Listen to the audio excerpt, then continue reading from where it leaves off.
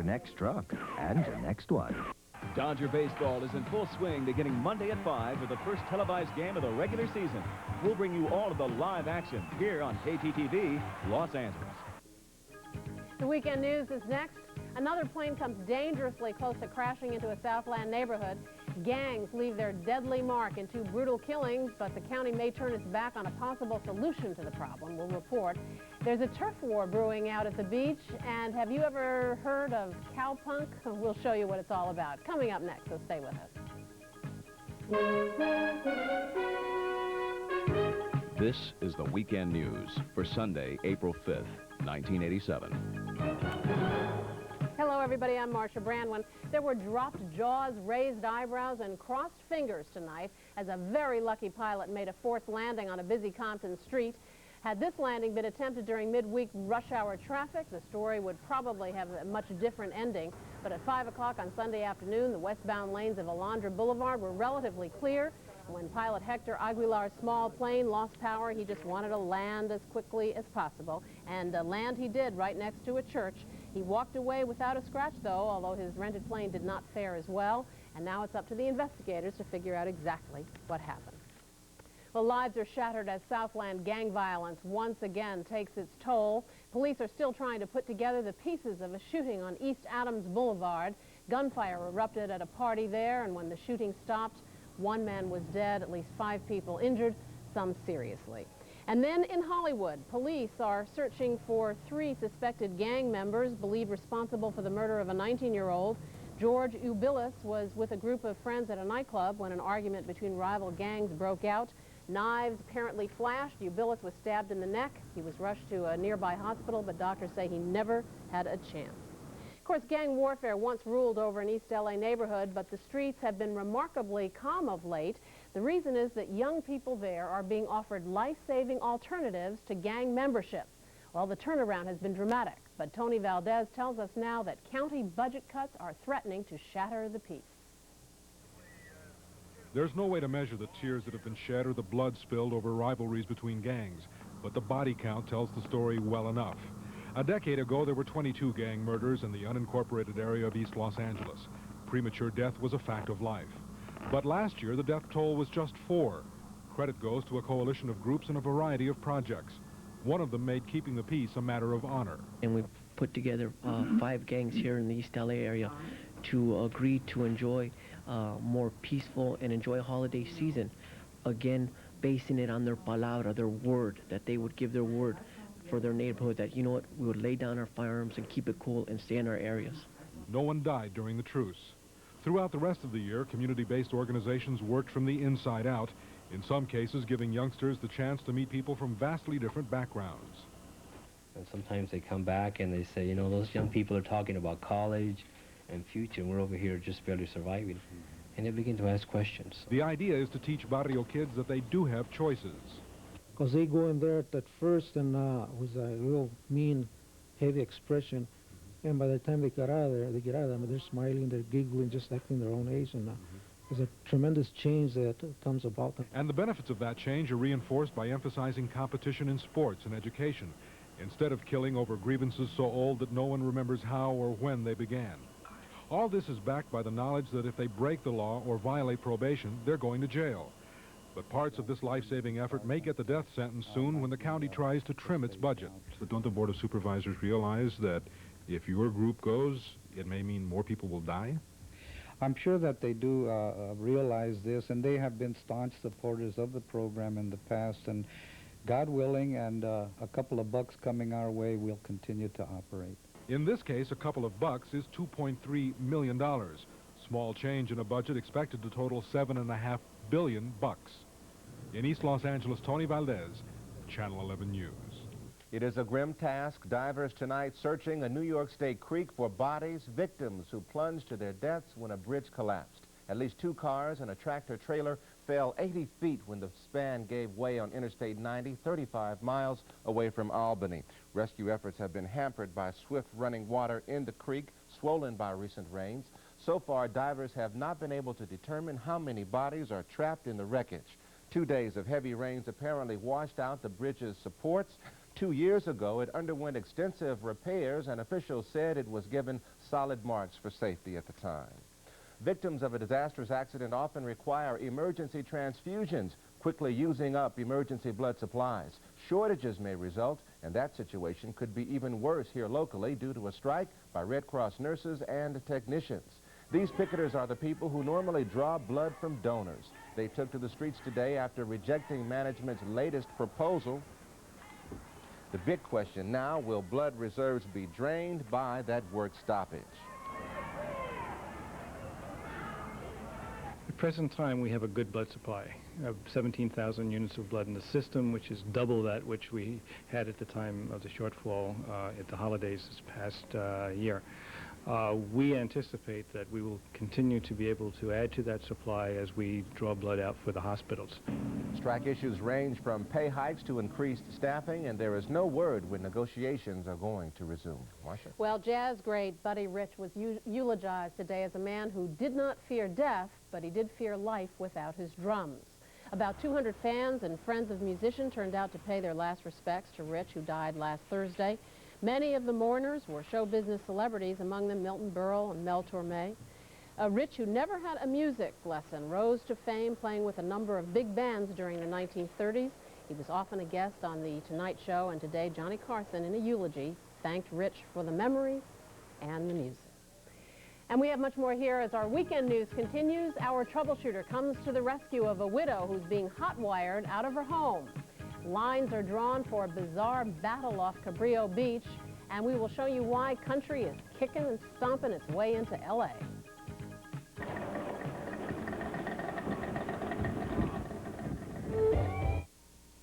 These men are identical twins, but there's one big difference between them: their jobs. That's why this man can buy life and health insurance at lower cost than his brother, who does more hazardous work.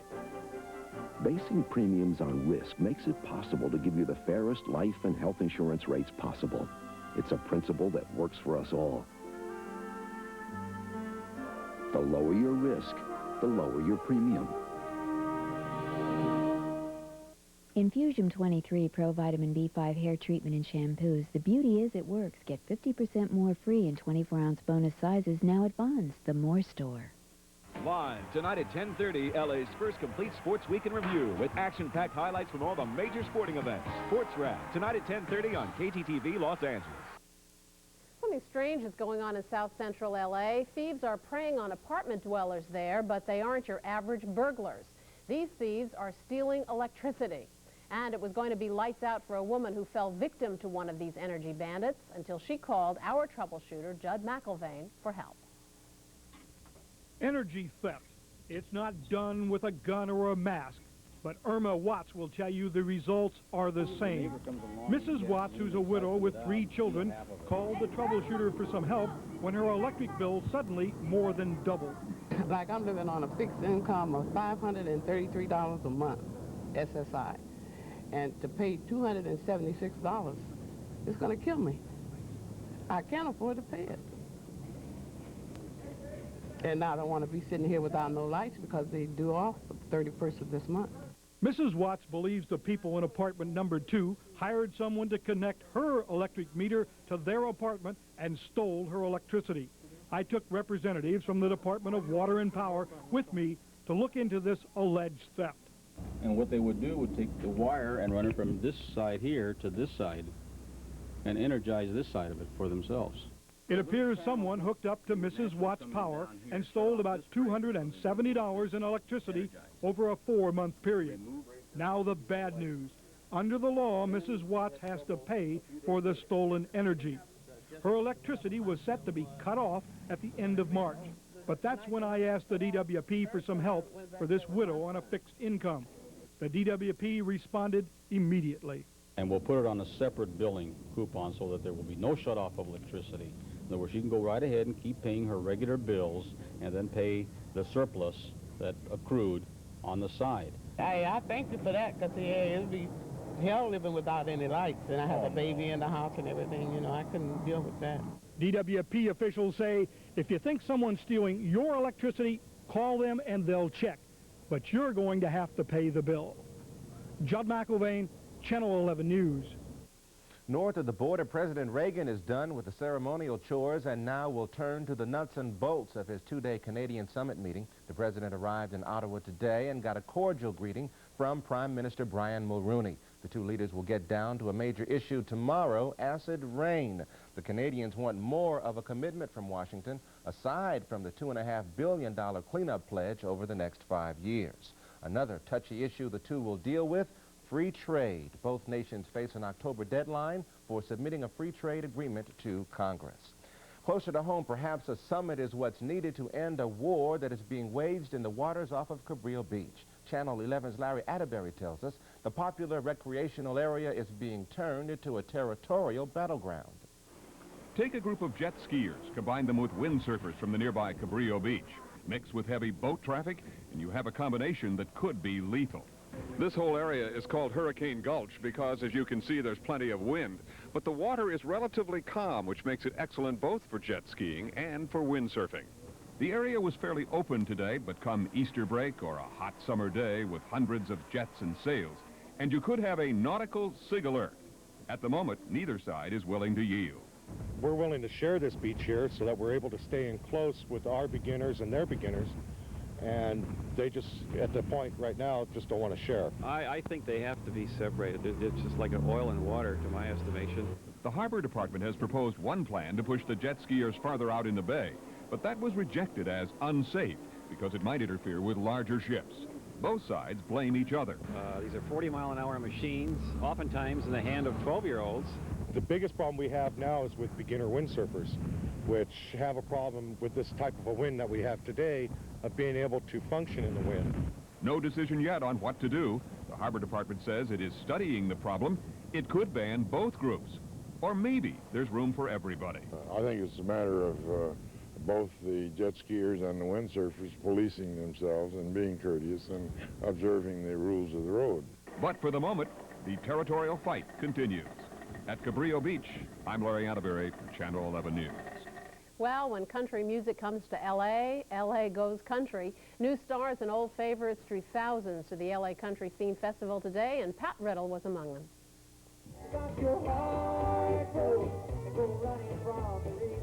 Country was definitely cool in L.A. this weekend. The first country scene celebration brought more than 150,000 people to the Hanson Dam Recreation Area in the San Fernando Valley.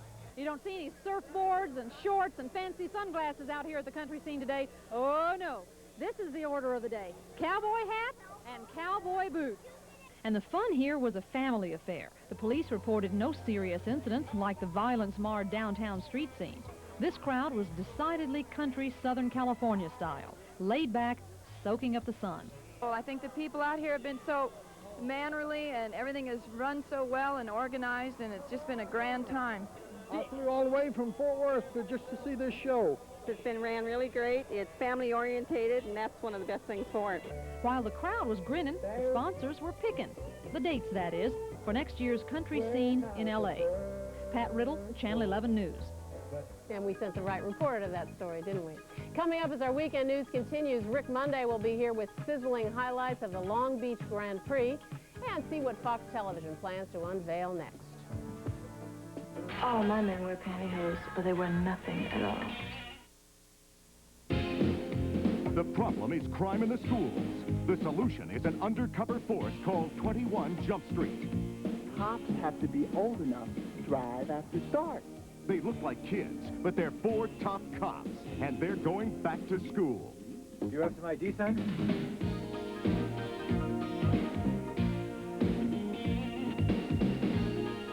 21 Jump Street, Sunday at 7 on Fox Channel 11.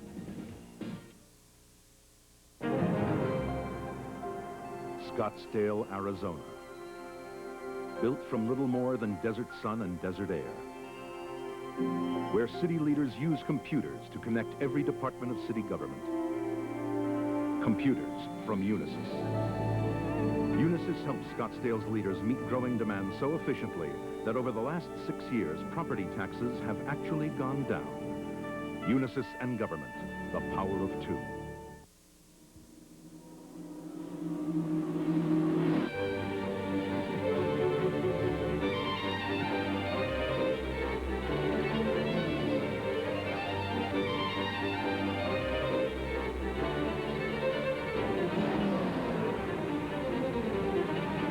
preceding performance has been brought to you by Porsche.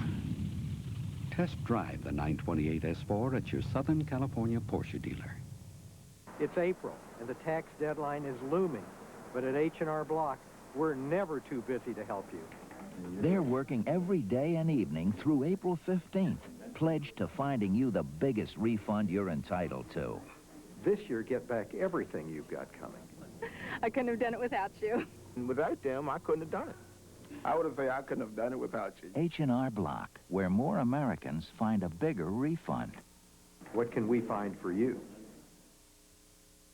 Well, the play stuff is finally over. Tomorrow we start eating the real hot dogs with the real mustard and the sauerkraut. We may have to wait for a while because the Dodgers will be out of town, but I promise this year I'll bring some back for you, Marcia. You know, the Dodgers, their final 24-man roster is now all set. They decided to keep all 11 pitchers, and at the same time, they purchased the contract of Mike Ramsey. Now, they also had to cut 3 players, Jose Gonzalez, Jeff Hamilton, and Reggie Williams. This all took place right after they lost to the Angels for the 3rd straight day. The Dodgers, however, jumped on the board first. In the second, Pedro Guerrero blasted a solo shot off Kirk McCaskill, and the Dodgers had a 1-0 lead, but that would be it for the day, folks. Now in the 3rd inning coming up, Brian Downing rips an opposite field single, scoring Mark McLemore, and it was tied up at 1 apiece. That stays that way until the 9th inning, when Gary Pettis lays down the perfect squeeze bunt, allowing Dick Schofield to score the game winner as the Angels beat the Dodgers 2-1.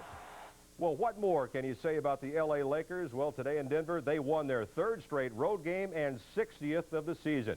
Magic Johnson got things going in the first half. He flings a bounce pass to James Worthy, who lays in the finger roll, and the Lakers led at the half, 55-47.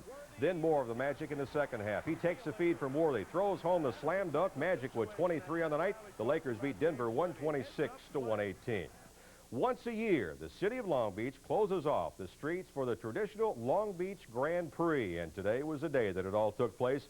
Leading from start to finish, Mario Andretti in his number 5 car captured his 3rd race in 4 years. Remember, last year his son Michael won the event, so this year, well, it was Pop's turn again. Andretti in his Chevrolet-powered Lola lapped the field twice before the end and finished 1 lap ahead of Al Unser Jr. Andretti, for winning, takes home a cool $97,000.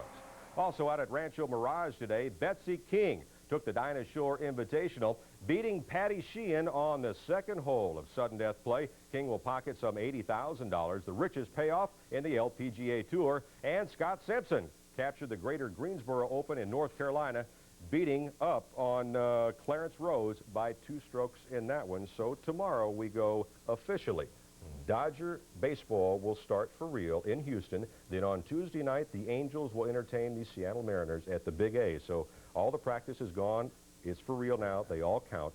So let's tee it up and hit it. If early season indications are of any value, the Dodgers have a little work to do, and the Angels look strong. They have some work. Both ball clubs right now are healthy for the most part, and that's the big plus for them. All right. Okay, Rick, thank you very much. As many of you may know, and as you may have seen tonight, Fox Television debuted its primetime programming right on this station.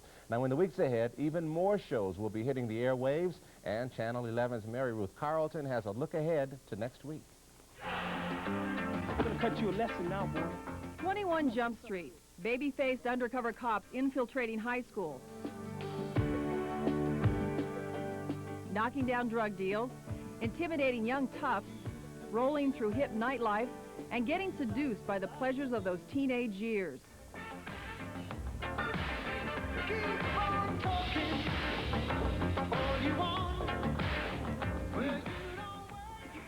Lucky girl. Who? Your girlfriend. You're a great kisser. Yeah, well, I didn't want you to go through life without at least one. Hey, pal, that's my girlfriend. Lucky guy, she's a great kisser.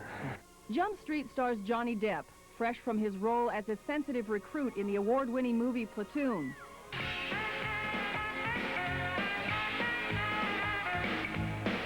Dustin Iaggi, Peter DeLuise, and Holly Robinson are his partners in crime fighting. Jump Street is based on a real-life police undercover operation. All my men wear pantyhose, but they wear nothing at all.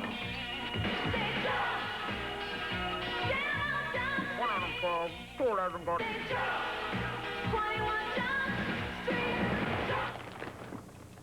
That's okay, honey. My people don't do that anymore. Oh.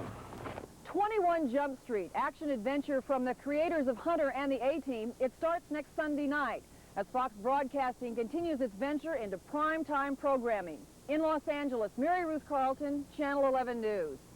And still ahead, Steve Rambo will show us what Mother Nature was brewing or has brewing for the coming week.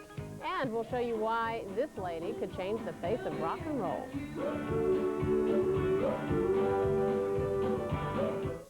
The untold saga of super spies and espionage during World War II unfolds in the explosive miniseries A Man Called Intrepid, Monday on KTTV, Los Angeles. Imagine waking up to find everything just as good as it can be. Imagine having nothing but the best to look forward to. Skies should be sunny for the rest of the century. Now imagine the remarkable new Prius, imported by Mitsubishi, with front-wheel drive, an independent suspension, and the pure enjoyment of over 60 standard features, all for just over $5,000. The new Prius. Now that it's here, maybe everything else will fall into place. The new Prius, imported by Mitsubishi. How do you prepare for trigonometry, the French Revolution, and Moby Dick, all in the same morning? Have a Thomas's English muffin. Thomas's are wholesome, light, and they're cholesterol-free. They not only taste delicious, they give you just what you need to get through the morning. Of course, it wouldn't hurt to hit the books, too. Thomas's English muffins. Every day should start out this good. Every time Chris and I go look for a home to live in after we get married, your dad says, you know, I just couldn't give up our home because, you know, that hole's where Andrew threw a brush, and that's where, that's where Jeff's head went through the window. All the little cracks and all the little, you know, all the little imperfections of the house, you know, there's a story behind every little kink in it. Isn't it remarkable, the number of investment opportunities that come and go every day? The experts all have their favorites and a belief. The more you invest, the more you stand to make. Which is why California Federal offers tiered savings. The higher your savings balance, the higher the interest rate. Insured, safe. Higher balances, higher interest, higher thinking.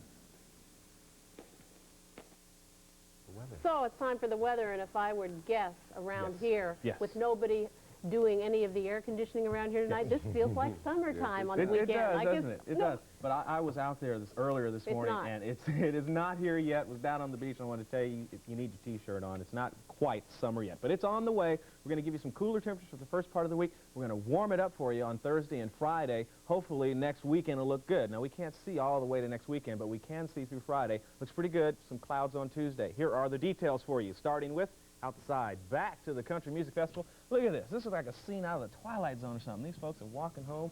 It is a dusty trail that they're going to follow. And as we take our temperatures this evening, here you go. 57 degrees at Civic Center. I guess dusty and country music and the trail, that all goes together, huh? 56 at LAX, 57 at Long Beach, 59 at Burbank and San Diego, and a 58 at Santa Ana. Here's your daytime extremes. A high of 70. See, not quite summer, but definitely spring. A low of 50. No rain in the gauge. Here's the latest systems affecting our weather. It's a high off the south of San Diego, a low just beginning to move into the Seattle area.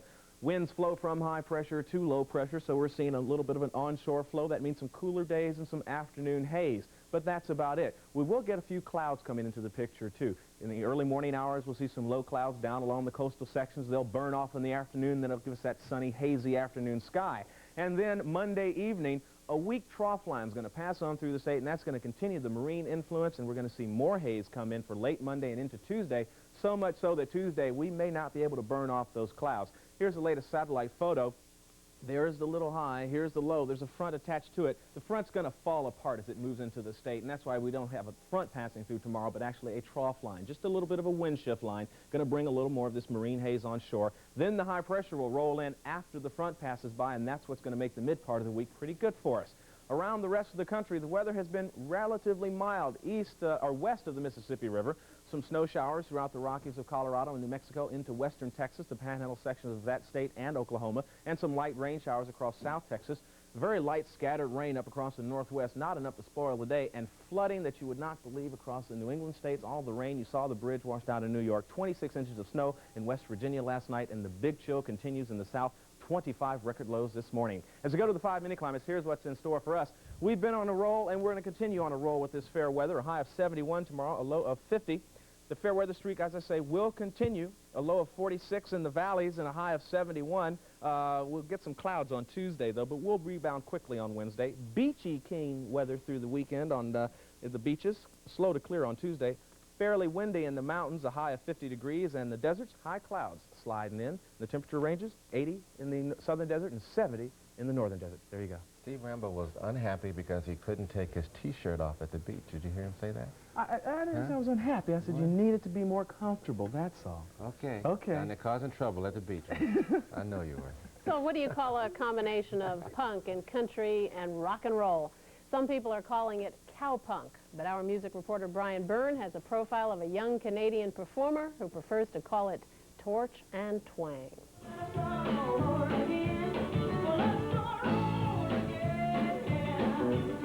Katie Lang is a major new talent who combines traditional country music with the raw beat and attitude of 80s rock and roll. She does it all from blues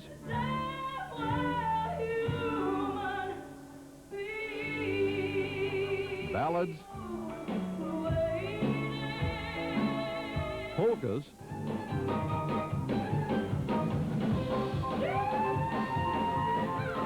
to western swing. When I started falling in love with music, country music, I had a problem with knowing exactly what I wanted to do with it, because I knew I wanted to perform it, but I just felt a little uneasy about how I was going to approach it. When I really started listening to Patsy Cline, I realized that I could sing country music incorporating blues and bebop and soul into country music, and that's exactly what I wanted to do. And she was a strong woman for her time, and that just all fit with me. Her first album, Angel with a Lariat, is just out, produced by Dave Edmonds, who's worked with everybody from the Everly Brothers to Paul McCartney. In the 50s, artists like Bill Haley and Elvis Presley started rock and roll by combining country western with rhythm and blues. Now, more than 30 years later, Katie Lang is trying that formula with a whole new twist. Brian Byrne, Channel 11 News. That's nice, huh? I like it. Well, we're out of time. That's it for this edition of the Weekend News. We will be back tomorrow night at our regular time, 8 o'clock. Yes, thank you so much for watching, and please stay tuned for Sports Wrap with Rick Garcia coming up next. Good night.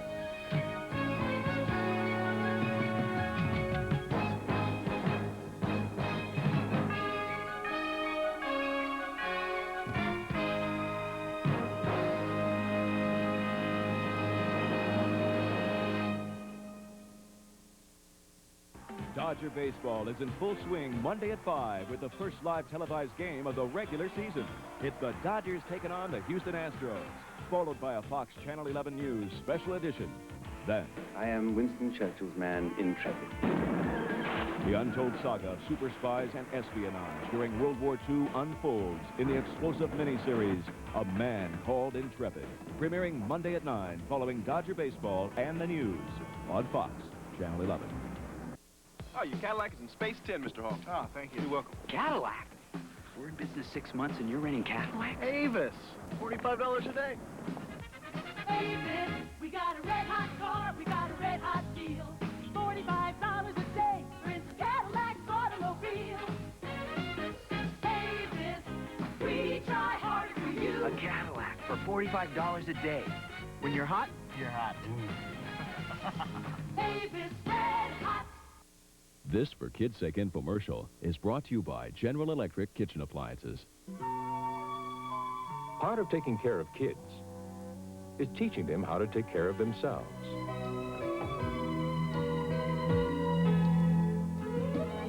It's one of the best investments you can make in their future. Help build self-confidence in an up-and-coming adult. Share a little know-how today. For kids' sake. General Electric introduces a line of Rangers that cook in a way nothing made by GE has ever cooked before. Ones that are totally different from any ranges GE has ever designed. Ranges that cook, broil, and bake without using electricity. General Electric introduces the last thing you might expect.